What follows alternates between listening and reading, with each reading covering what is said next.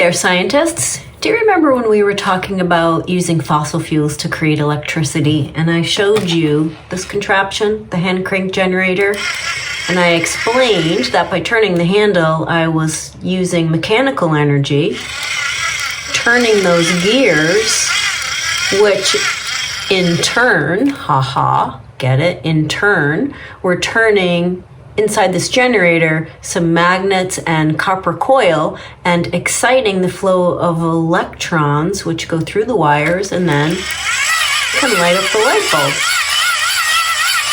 I think we also talked about how it wouldn't be very practical if we needed electricity to have hundreds of people standing around using hand crank generators. So that is one reason why we use fossil fuels.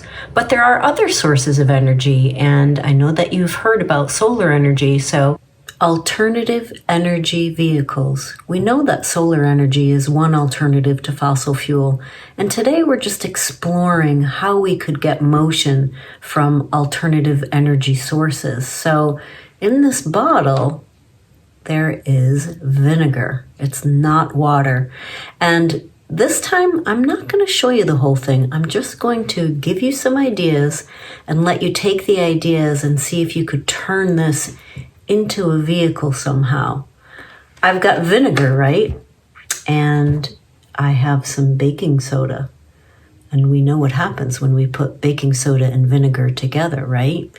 So what if you have vinegar in your bottle and in the lid you poked a little hole? You would probably need to use a nail and a hammer, which means you should definitely have some supervision because you don't want to put the nail through your finger.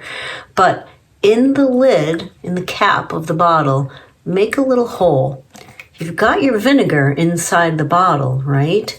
And what you would do is you would take your baking soda and you would add it to the bottle. Now, I would use a funnel. Do you know what a funnel is? I'm going to go and grab mine because I forgot it. I just realized, no, I'm not going to go and get my funnel because the opening to my funnel is really small, which means that I would be adding the baking soda so slowly that it would begin to react right away, right? And what I want to do is capture the energy. I want to capture what's created when you mix vinegar and baking soda. So instead, I'm going to make a paper funnel. Okay, really easy to make. Let me show you how. It's really easy to make a paper funnel. You just need a regular size sheet of paper, 8.5 by 11. It doesn't matter if it has lines in it. And what you're going to do is take your paper and fold it in half. And then you're going to cut it in half. You can use scissors to cut along the line, or if you're good at it, you can crease it really well and then just tear it in half. So get it in half. And then once you have it in half, you're going to take one of the corners and you're going to fold it up so that this line matches up with the side of the paper, and you're going to end up with a triangle shape. Once you have your triangle shape, you're going to fold the paper again, folding this extra piece down over along this edge. And then you'll have another little triangle at the top, and you want to fold that over, and we're going to put a little piece of tape right here. You can see where I put the tape. You can add a piece of tape here if you want. Actually, let me do that quickly.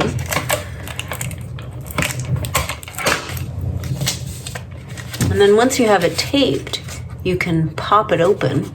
Wah, wah, wah. Hello, scientists.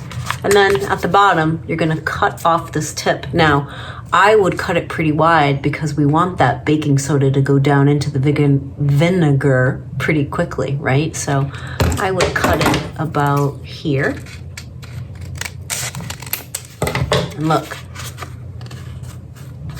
You can open it up and it will fit right in that bottle, and it would be much faster to pour the baking soda into the bottle of vinegar. You have to work pretty quickly once you're adding the baking soda to the vinegar because, like I said, that chemical reaction is going to create, you tell me, what is it going to create? And when you put the cap on, you want to keep your thumb over the hole that you make so that what is created stays inside the bottle, and then shake it, shake it, shake it, shake it, shake it.